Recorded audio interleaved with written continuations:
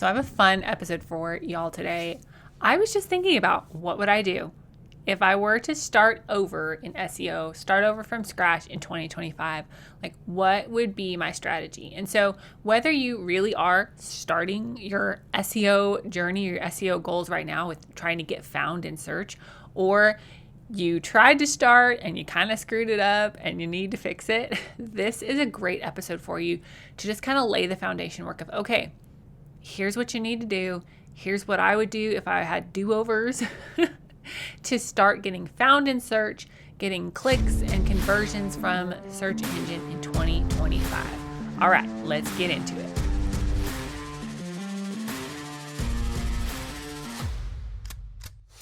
Hey there, fellow entrepreneur. Welcome to Simple SEO and Marketing. Do you want to grow your business with sustainable traffic sources? Have you heard about the power of search engine optimization and you want to take advantage of it to get more traffic, more eyeballs on your business? But when it comes down to it, does SEO feel complicated and hard to implement? Are you tired of wondering what in the heck to do with your website to get more traffic and more leads knocking on your door? What if I could tell you that there was a simple, proven system for using SEO, blogging, and copywriting to get leads from your website, and not just any leads, high converting leads. Hey, I'm Faith Hannon, wife, mama, copywriter, SEO strategist, and barrel racer.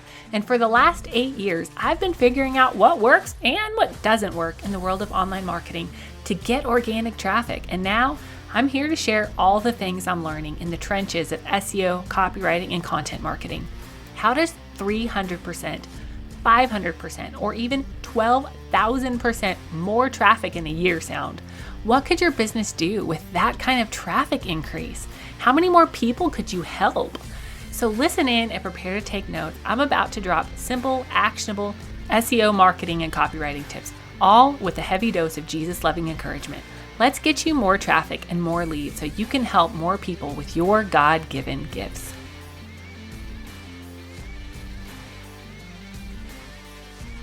So I don't know what it is about me exactly, but I'm fairly frequently thinking through, okay, would I do it again like this? And I do really try to journal and be very, conscious of, my personal growth journey and all of that. So maybe that's part of it. But one of the questions that I've asked myself lately is, if I were starting SEO from scratch right now, what would I do differently? Because if you don't know my story, I started writing a blog 8-ish years ago because I felt like the Lord said, hey, you need to blog. And so I was like, yes, sir. So I started a blog.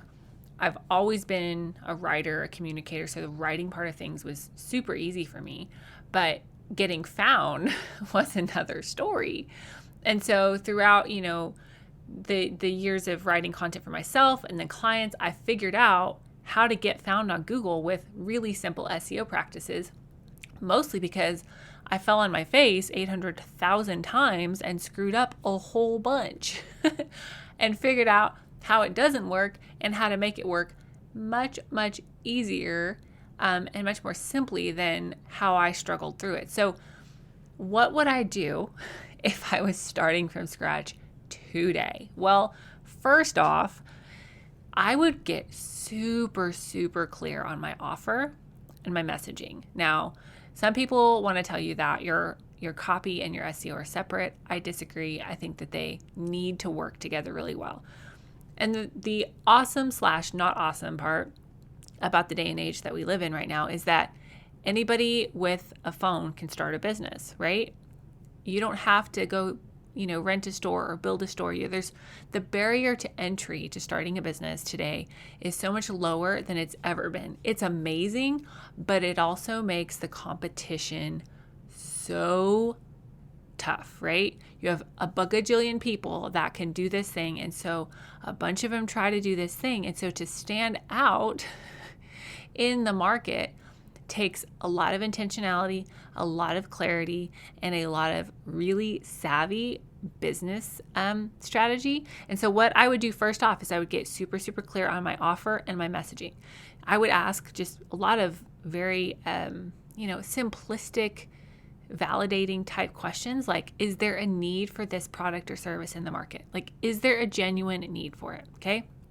2, can you fill that need? Is that something that you are good at? Is that something that you can do? Is that something that you want to do? Okay. Number 3, are people willing to pay for it? Now, I say this with kind of like tongue in cheek because a lot of people want to be like, oh, well, people just won't buy from me. They won't pay for that. When really there's a lot of other issues going on, like their marketing, their messaging, their self-confidence, all of that. But like, are people genuinely willing to pay for the solution that you have? And just because you're not willing to pay for it doesn't mean that somebody else isn't willing to pay for it, because we all have different pain points in our lives. Like some people's pain point that you have to overcome is money. Other people's pain point that you have to overcome is time. That's a whole separate conversation regarding sales and marketing. But are people genuinely willing to pay for this product? Great. Move on to the next step. The next question is it scalable? Now, I do not think that every single product, every single business idea needs to be scalable to $1 billion to be successful. I'm not saying that. You can run a local business and love it and always be the one in the trenches and love it, and that is totally okay. But you need to kind of have an idea going into it, like at what point is this going to plateau? Like, what is the growth potential here? And whatever it is fine, but if you kind of have an idea going into it, then you're not going to be so disappointed and so frustrated when, okay, that lemonade stand in my front yard isn't really that scalable because I only have, so many kids to work it, right? Like things like that. Just knowing that is part of step 1, clarifying your offer and messaging, okay? Step 2, I would get straight into keyword research. I would set up a keyword strategy based on what people are actually searching for. Now, I work with a ton of students and clients who they come to me and they're like, oh, this is what people say. This is what my girlfriend said when we're having conversations. This is, what we talk about back and forth in my friend group. And all of that is good to know from a market research perspective, but that does not always align with your keyword strategy. Time and time again, I see that the words that people are saying with their mouths do not always line up with the words that they type with their fingertips. So you need to know both. But when it comes to your SEO strategy, you have to lean into what people are actually typing into search engines. Otherwise, your content's going to be falling flat on its face. So step number 2, if I were starting over, would be to really dig into keyword research and build my keyword strategy based on what people are actually searching for. Because once you get those people's words in your head, like what your friends say about a need or what your customers have said or whatever, it's sometimes kind of hard to separate their words that come out of their mouth from your actual keyword research. There's a time and a place for both, don't get me wrong. But I would want to know, is this an actual problem that people are typing into search engines? For example, little baby business owner Faith, I thought I was going to be a starter strategist because I'm really great at helping people get started at whatever the thing is. And that's a completely made up thing. Completely made up. Starter strategist, not a thing. Nobody was searching for that, right? So the hurdle to having a profitable business was going to be much higher because I was not only going to have to educate people on what I did, how I could help them. I had to educate them on that was even a thing, right? It was a made up word. It was a made up title. And so the barrier to profitability was going to be so much higher with something that is not actually searched. All right. And within that keyword strategy, I would really, really, really want to focus on my mid to bottom of funnel keywords for the vast majority of my time. I'm going to get my goal keyword set up for my business, who I am, who I help, the problem, promise, solution, all of that stuff that I teach inside of Simple SEO Framework and my keyword research kickstart. I would, yes, absolutely get my goal keywords set up for my homepage, my about page, my services page, all of that. But I would really, really want to hone in on my mid to bottom of funnel keywords for blog content, which leads me to step number 3, because then I would write some cornerstone / pillar content that was just kick butt content, like big kahuna blogs using Rank IQ, using all my smarts. I would put a ton of time and effort into those blogs because then those really pillar pieces of content are going to be out there on the interwebs, getting found in search and generating leads on autopilot for my business. And those would just be out there, set up and working for me as I grow the other aspects of my business. And I would just want to make sure that that content was super, super thorough answering the questions that people are asking in such a way that they're not going to have to click back to Google to get the answer that they're looking for. And RankIQ is a great tool that I've been testing out for a while for this. And I actually have an affiliate link in the show notes, and I'm going to be talking a little bit more about that product in next week's episode. But for now, we're just going to talk about the 5 things I do if I was starting from scratch. Thing number 4 is I would optimize the poop scoop out of my blogs, and I would make sure to interlink.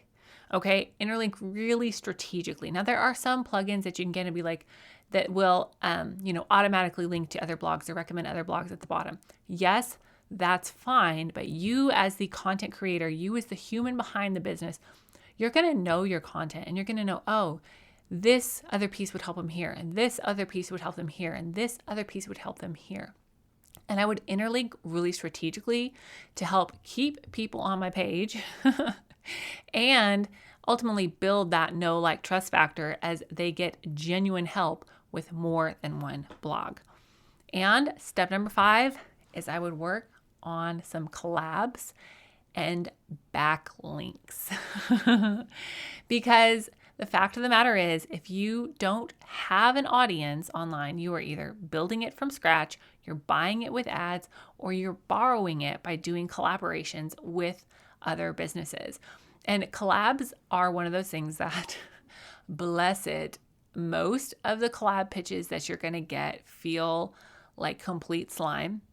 But when you work hard and you get to know people, and you genuinely get to know people and network and care about them and their business, it really is possible to have some really great collaborations with other business owners, because you've actually gotten to know them. You know their business, you know their heart, you know them as a person. And so those kind of collaborations tend to be much more effective than just random email list tradies or random pitches that fall on deaf ears and then you never speak to that person, right? Like, I would put some serious time and effort into some collaborations, and with those collaborations, getting high quality backlinks. And of course, with any business, the name of the game is lead generation, right? You have to get leads continually to keep having sales and keep having customers.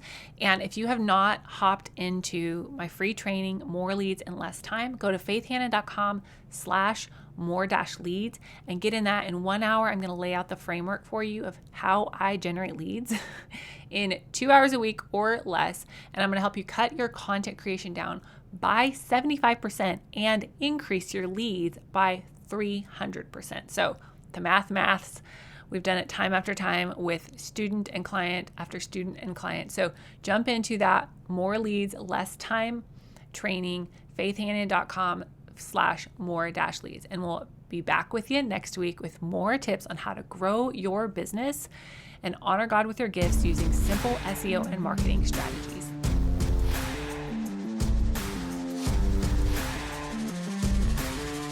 Thank you so much for listening in today. Hopefully this episode gave you some really tangible tips for better SEO and marketing to get more leads and more sales from your website.